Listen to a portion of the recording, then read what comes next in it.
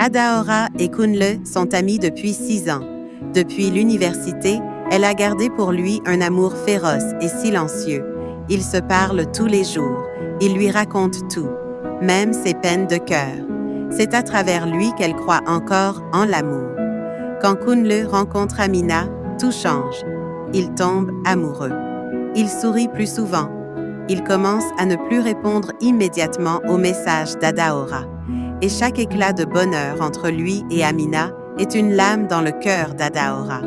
Mais elle ne dit rien, pas encore.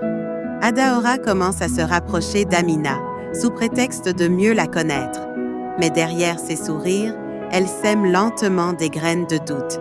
Elle mentionne des changements dans Kunle, des attitudes qu'elle trouve étranges.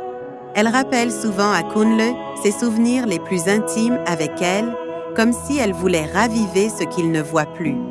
Un soir, elle fait croire à Amina qu'elle a surpris Kunle dans un moment ambigu avec une collègue.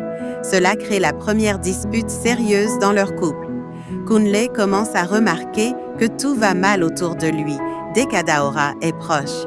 Un soir, en colère, Amina lui confie que c'est Adaora qui lui a tout raconté. Kunle confronte Adaora. Face à lui, elle s'effondre. Elle avoue tout, pas avec colère, mais avec désespoir. Elle lui dit que c'est lui qui l'a fait croire. Chaque regard, chaque mot, chaque instant partagé, qu'elle n'a jamais eu personne d'autre, qu'elle n'en voulait pas d'autre.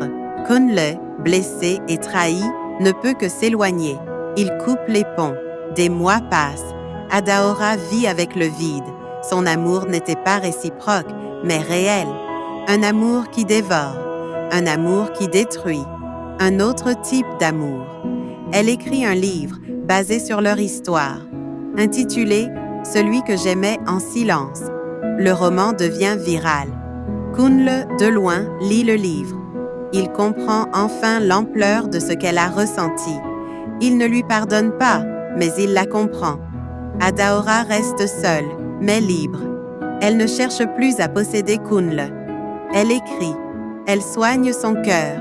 Ce n'était pas une belle histoire d'amour, mais c'en était une.